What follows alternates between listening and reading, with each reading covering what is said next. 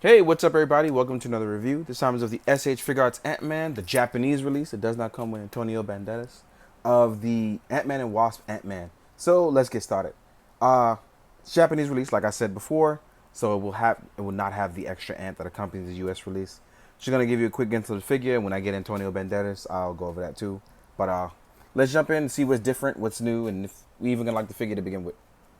Well, first and foremost, you see it's a nice cherry red or a darker red, whichever one you want to see. Slightly colorblind, so it doesn't even matter. But it is a very nice red, and I like it. I like that it went for a different color, a different aim. It is a nice design. If you notice the texture that they try to aim for, they try to mimic the suit design as well as the one you see in Ant-Man and Wasp, and I like the look a lot. I like what's going on with it. I like the back of the suit design. It looks extremely nice. It looks like a lot of detail went into this one, where it's slightly a bit stylized, in my opinion, for the Bandai stuff. It's not gonna be completely accurate, but it is very nice. And as far as articulation and the helmet goes, sorry, I should say the helmet and then articulation. But the helmet is a really nice design. I like it. I am not specific on how exactly it's supposed to look, but I do like its semi-metallic gloss design. It doesn't look like a really white. It looks look more like a silver with a little bit of bronze in it. So I'm enjoying that. So now I'm going to jump into articulation now that I've talked about, the suit a little. But the head can look up really, really well. It can tilt sideways. It can look down really well. It can rotate all the way around. So it has a completely free motion due to its ball joint on its head. And mine seem a little loose, but it doesn't really bother me at all. But I do enjoy the fact that its articulation is really nice. Now I know everybody had an issue with the first Ant-Man, being that the shoulders would flop off very easily. That is not an issue here with this Ant-Man at all. As you can see here, not really an issue whatsoever. So that you don't have to worry about. There is a nice butterfly joint that allows you to rotate the... Well, there goes my whole issue about the shoulder joint.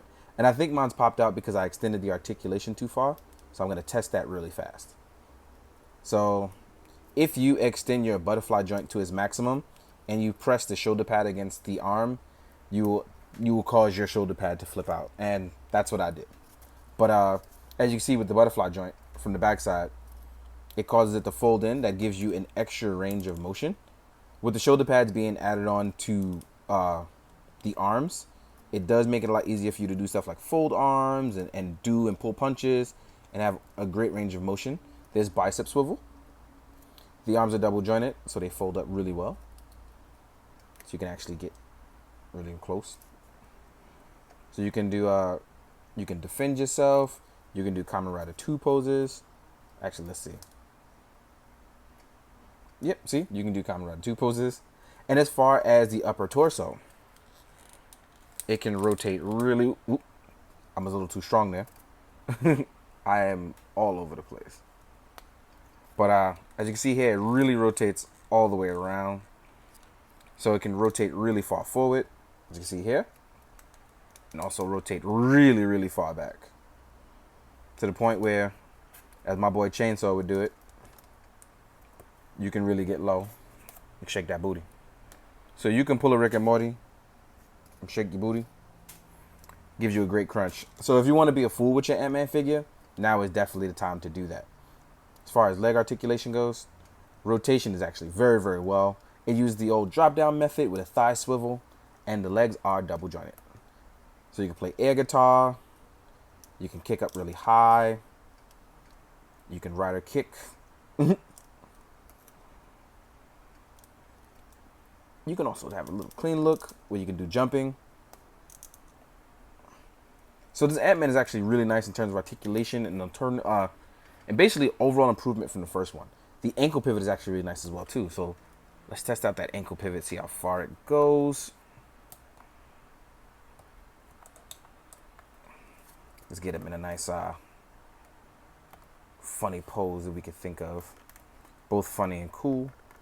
Yeah, so easily Ant-Man. Oop. I don't know if that was me or... Nope, not me. It's diorama. That off balance. So as you can see here, you actually get a nice range of articulation and cool things with this Ant-Man. But like all Ant-Man things, you actually don't get a lot of accessories. You don't. I don't think it's one of those things where this time around you actually needed those set accessories, but it would have been dope to have. But considering the US release is actually coming with a giant ant, I don't think I'm actually going to see an issue with that. So you will definitely get the bang for your buck here. But you definitely get a great range of motion, a great detailed figure. And it's just one of those things where overall this might be a must buy. At least for me, if you like the MCU stuff, or even if you just like a fill-in Scott Lang for your comic book stuff, I think it'll be just fine. But as far as accessories and what he comes with, you just get alternative hands. So you get open palms, so when you want to do a 3-point stand, you want to do jumping stuff, you want to reach out for things, or maybe even pet your cat who would be a giant compared to him, this is totally fine. But for me, the real thing that I like, and considering you may want to get the ant later or something like that, you have hands for holding things. Whether it's going to be a katana or a stick or whatever it is. Let's test it out. These might actually be too big because these are Marvel Legends katanas. But, you know, see? He can now hold something for once. So now you can hold kids' blades and fight Yellow Jacket and hold items. This is a big deal. Like, hands that able to hold things, especially for someone who can shrink down and grow larger, it might be sort of a big deal. So I like the idea of that a lot. But anyway, let's get into size comparisons with a bunch of other stuff.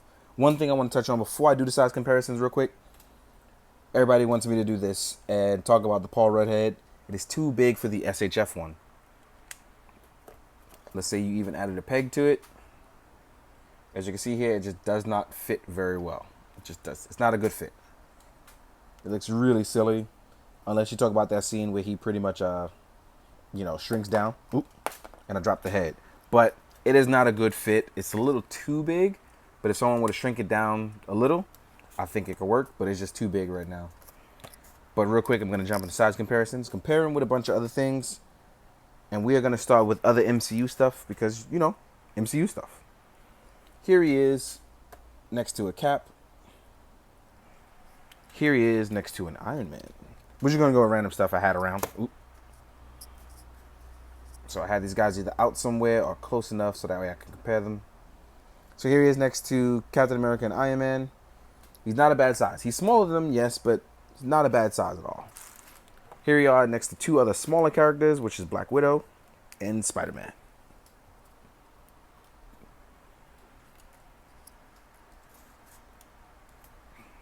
So as you can see, he actually fits in better with them size-wise, but it still looks really good. Next up, Doctor Strange. And the thing about Doctor Strange, I have an old boy custom head on it. So everybody's going to ask me, hey, where'd you get the head? This is an old boy custom head on it. So as you can see here, him and Doctor Strange fit really well.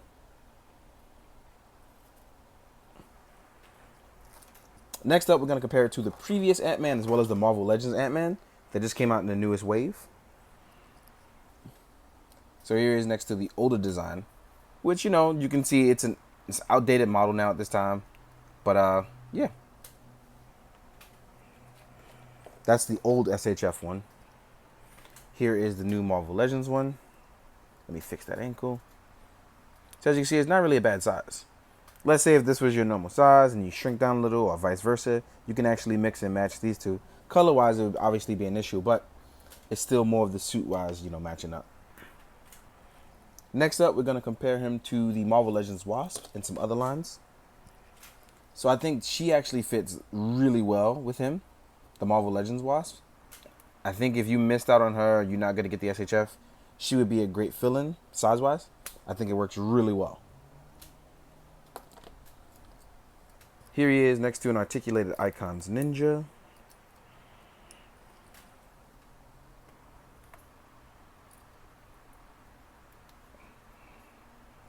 A 1000 Toys Carb.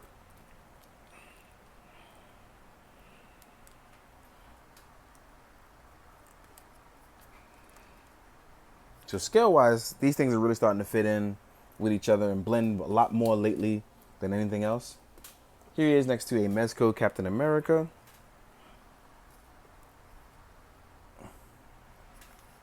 And just an SHF Kamen Rider Kronos, which I just got today. Looking good. All in all, Ant-Man is a really great figure. Articulation-wise, look-wise, fits in well with a lot of other scales. Fits in perfectly with all the other MCU stuff. And this is one of those figures which I really like. There was a lot of improvements made. No shoulder flap, that's really a crazy design. I know a lot of people want more, and that's fine. But if you just like a simple Ant-Man figure to fit in both with your MCU or your comic book stuff, this is definitely a good start, especially in terms of articulation, if that's what you're going for. In the meantime, guys, I hope you enjoyed, and I hope you found it informative. Most of all, I hope you do good, be good, drink your water. Later.